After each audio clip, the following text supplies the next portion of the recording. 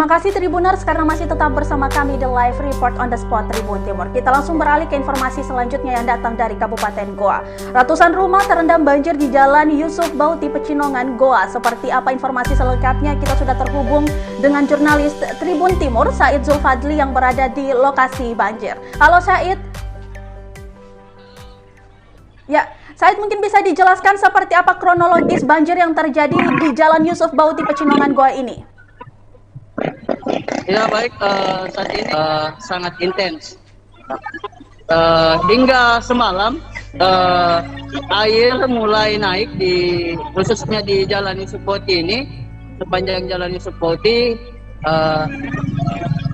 dan mengakibatkan ada ratusan rumah di lokasi Jalan Yusuf Bauti terendam banjir. Ya, Syahid, adakah upaya evakuasi dari pemerintah sendiri atau seperti apa upaya yang dilakukan oleh warga?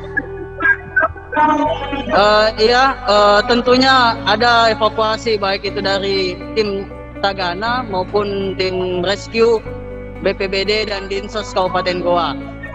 Ada yang diungsikan di masjid terdekat di sini, di Masjid Darul Istiqomah. Mereka di sana dan sebagiannya lagi mengungsi di rumah keluarga mereka masing-masing. Ya, lantas di mana-mana saja titik pengungsian yang dikerahkan untuk warga sendiri, Syahid? Untuk ininya sendiri, jumlah warga itu yang mengungsi sekitar ada 20 kakak. Kurang lebih 20 kakak dan sekitar puluhan orang lainnya mengungsi di rumah keluarga mereka masing-masing. Ya, selanjutnya seperti apa kondisi terkini yang ada di Jalan Yusuf Bauti Pecinongan Goa ini, Syahid?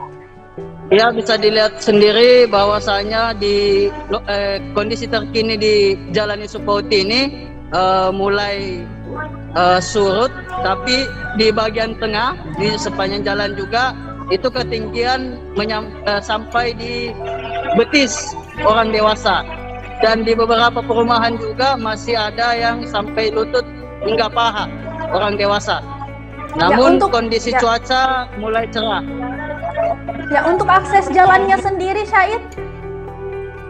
Akses jalan Yusuf Bauti ini yang menembus Manggarupi dan lain-lainnya itu sementara terputus.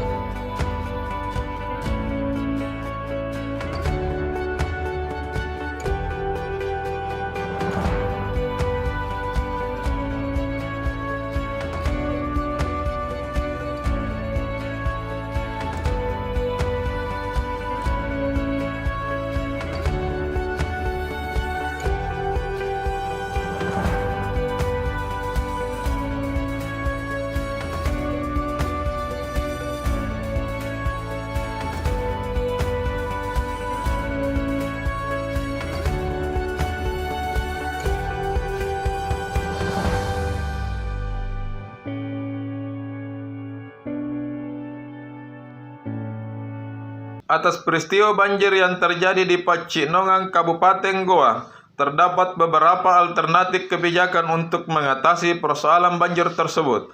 Adapun beberapa alternatif kebijakan di antaranya.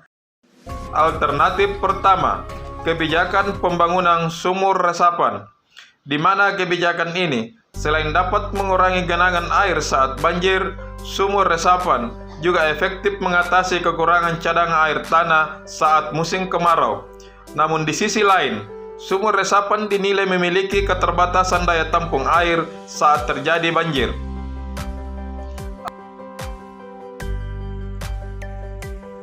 Alternatif kedua, kebijakan pembangunan drainase yang terintegrasi dari hulu hingga ke hilir. Alternatif kebijakan ini dianggap efektif dalam mengurangi genangan air yang ada di permukaan jalan.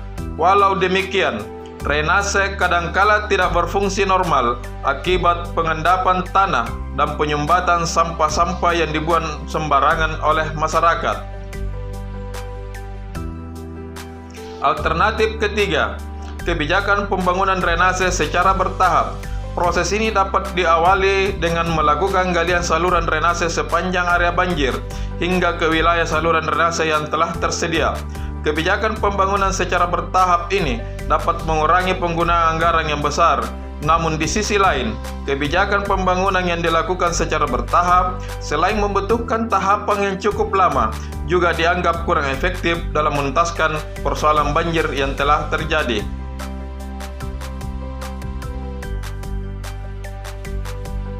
Di antara 3 alternatif kebijakan penanggulangan banjir Pecinongan Kabupaten Goa, sebaiknya pemerintah mengambil kebijakan kolaborasi, pembangunan sumur resapan, dan pembangunan drainase yang terintegrasi dari hulu hingga ke hilir. Kebijakan ini dinilai paling efektif, mengingat selain menangani masalah banjir secara cepat saat musim hujan, kebijakan ini juga dapat membantu ketersediaan cadangan air tanah saat musim kemarau. Namun di sisi lain, kebijakan ini selain membutuhkan lahan yang luas, juga memakan anggaran yang cukup besar.